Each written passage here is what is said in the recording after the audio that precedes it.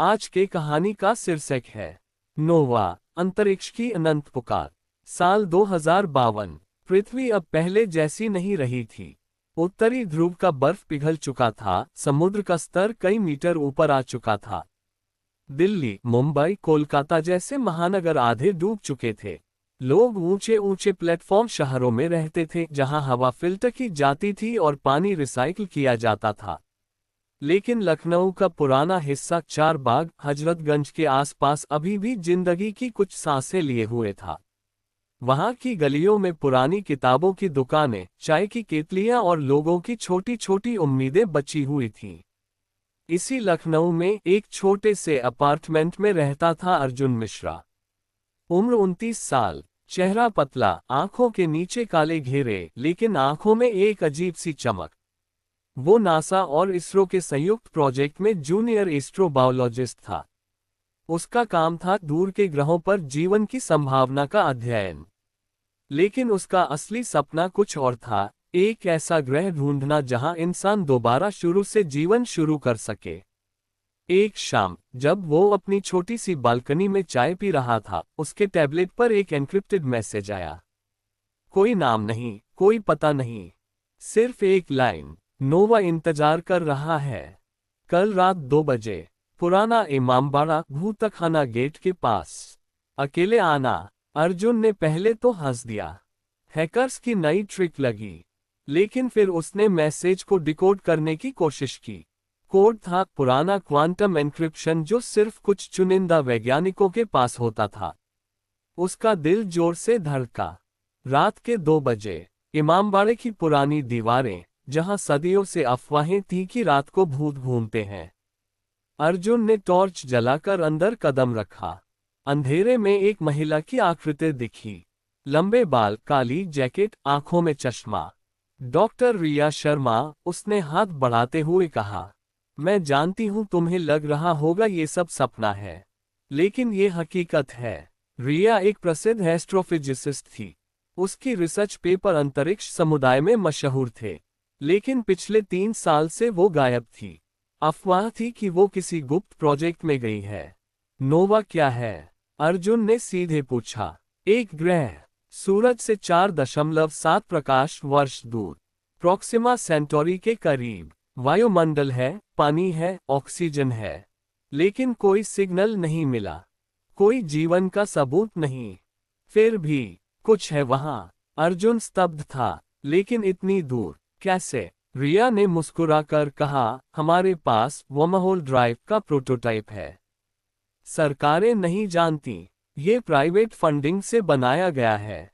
कुछ अमीर लोग, कुछ वैज्ञानिक जो मानते हैं कि पृथ्वी अब नहीं बचेगी। हम जा रहे हैं।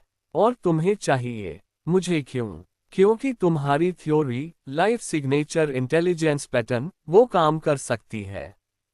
तुमने कहा था कि जीवन सिर्फ कार्बन बेस्ड नहीं होता, हो सकता है सिलिकॉन बेस्ड या प्लाज्मा बेस्ड हो। नोवा पर कुछ ऐसा ही लगता है। अर्जुन ने कुछ सेकंड सोचा, फिर बोला, मैं तैयार हूं। अगले दिन वो एक गुप्त स्पेसपोर्ट पर पहुंचा। जगह थी राजस्थान के रेगिस्तान में, जहां कोई नहीं जाता। जहाज का नाम था स्टार वॉयेजर 7। चालक दल छोटा था। कैप्टन विक्रम राठौड़, 45 साल, पूर्व वायुसेना पायलट, 3 बार मंगल मिशन पर जा चुके। Doctor Meera Kapoor, medical officer और साइकोलॉजिस्ट। इंजीनियर करण वर्मा, जहाज के सिस्टम का जादूगर। Doctor Riya Sharma, mission leader. और अब अर्जुन मिश्रा, बायोलॉजिस्ट। लॉन्च से पहले रिया ने सबको एक कमरे में बुलाया। ये यात्रा एक तरफा हो सकती है, वापसी की गारंटी नहीं, लेकिन अगर हम सफल हुए तो हम इंसानियत की आखिरी उम्मीद बन सकते हैं। सबने सिर हिलाया। लॉन्च हुआ। रॉकेट आसमान में घुस गया। कुछ मिनट बाद वर्महोल ड्राइव ऑन हुई। जहाज एक पल में सिकुड़ गया, फिर फैल गया। अंदर सबको लगा जैसे समय रुक गया हो। जब सब सामान्य हुआ, जहाज अब सौरमंडल से बाहर था। पृथ्वी अब सिर्फ एक नीला बिंदु थी। पहले हफ्ते सब ठीक रहा। क्रू में हल्की फुल्की बातें होती। विक्रम पुरानी कहानियां सुनाता। मीरा सबकी मेंटल हेल्थ चेक करती। करण जहाज के छोटे मोटे गड़बड़ ठीक करता। अर्जुन और रिया अक्सर कंट्रोल रूम में बैठकर डेटा एनालिसिस करते। एक रात अर्जुन ने रिया से पूछा, तुम्हारे पिता वो भी अंतरिक्ष यात्री थे ना? रिया ने खिड़की से बाहर देखते हुए कहा, हाँ, 2038 में मंगल मिशन पर गए। जहाज का सिग्नल अचानक गायब हो गया। कभी पता नहीं चला क्या हुआ। मैं तब 14 साल की थी। उसी दिन मैंने फैसला किया, मैं अंतरिक्ष जाऊंगी और पता लगाऊंगी कि पिता कहाँ गए। अर्जुन ने अपना दर्द बताया। मेरी माँ दिल्ली में स्मॉग से मर गईं। 2041 में मैं लैब में था। घर लौटा तो बस खाली कमरा मिला। उसी दिन मैंने सोचा, अगर पृथ्वी बच नहीं सकती तो कम से कम इंसान बच जाए। दोनों के बीच एक अजीब सा बंधन बन गया। फिर आई पहली मुसीबत, एक एस्टेरॉइड बेल्ट। स्कैनर ने चेतावनी दी। जहाज हिलने लगा। विक्रम ने कमांड दी, सभी स्टेशन पर। करण ने मैनुअल कंट्रोल लिया। अर्जुन ने तुरंत कैलकुलेशन किए, 32 डिग्री बाय, स्पीड 0.8 सी पर। वे बाल बाल बचे, लेकिन जहाज का एक एंटी रेडिएशन शील्ड डैमेज हो गया। रिपेयर के दौरान रिया और अर्जुन अकेले थे। रिया ने कहा, अगर हम मर भी गए तो कम से कम कोशिश तो की। अर्जुन ने जवाब दिया, मरना नहीं है, जीतना है। कुछ दिन बाद दूसरी समस्या, ऑक्सीजन लेवल गिरने लगा। मीरा ने जांच की, लीक है, लेकिन कहां से? सब पर शक हुआ। करण का अतीत संदिग्ध था। उसकी पुरानी कंपनी दिवालिया हो गई थी और वो कुछ समय गायब रहा था। करण ने गुस्से में कहा, मुझे क्यों दोष देते हो? शायद कोई एक्सटर्नल सिग्नल है, कोई और हमें ट्रैक कर रहा है। अर्जुन ने लॉग चेक किए। एक अजीब सिग्नल मिला नोवा की दिशा से, लेकिन वो सिग्नल इंसानी नहीं लग रहा था। रात को अर्जुन को सपना आया, एक नीली रोशनी, उसमें एक आवाज, आओ, लेकिन सच्चाई के लिए तैयार रहो, हम इंतजार कर रहे हैं। वो पसीने से तर-बतर जागा। 7 महीने बाद स्टार वॉयेजर नोवा के ऑर्बिट में था। ग्रह नीला हरा दिख रहा था। बादल थे, महासागर थे, महाद्वीप थे, लेकिन कोई रेडियो सिग्नल नहीं, कोई शहर नहीं, कोई जीवन का निशान नहीं। लैंडिंग क्राफ्ट तैयार हुआ। टीम नीचे उतरी। हवा साफ थी। गुरुत्वाकर्षण पृथ्वी से 0.92 गुना। पेड़ चमक रहे थे जैसे उनमें बिजली हो। फूलों से हल्की सी ध्वनि निकल रही थी। वे एक घाटी में गए।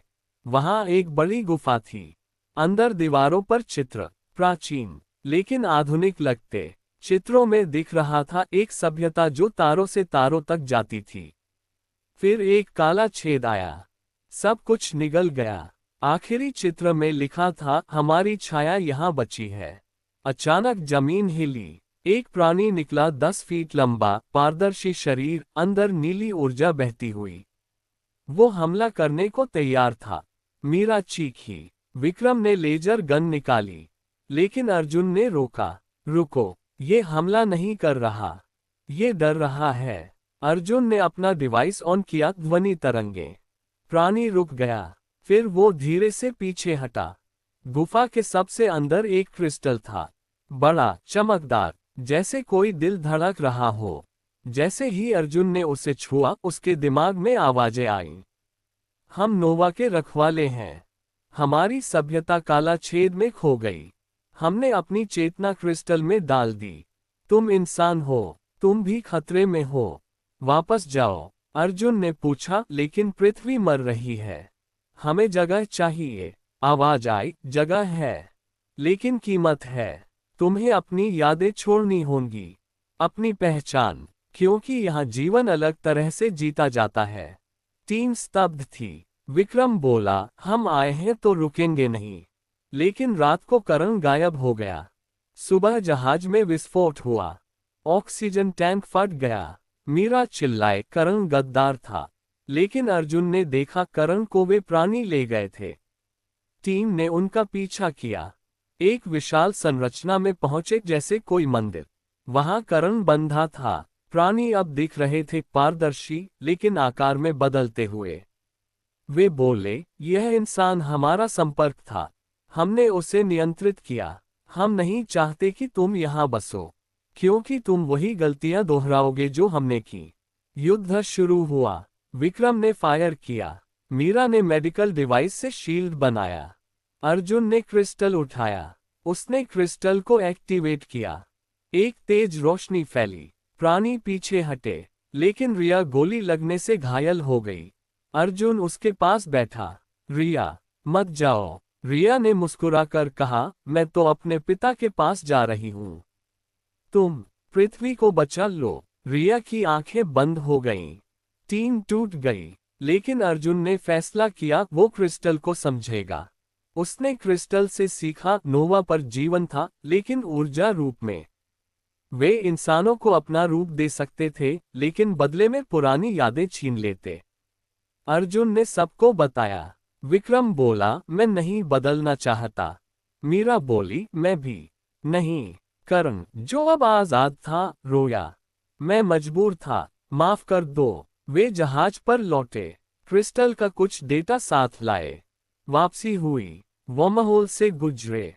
पृथ्वी पर पहुंचे। समाचार फैल गया। वे हीरो बन गए। क्रिस्टल के डेटा से नई एनर्जी टेक्नोलॉजी मिली। पृथ्वी पर क्लाइमेट कंट्रोल शुरू हुआ। अर्जुन ने रिया की याद में रिया फाउंडेशन बनाया अंतरिक्ष खोज के लिए। लेकिन हर रात उसे सपना आता, नीली रोशनी, वापस आओ, हम इंतजार कर रहे हैं। अर्जुन मुस्कुराता। वो जानता था एक दिन शायद वो जाए, लेकिन फिलहाल पृथ्वी को बचाना था।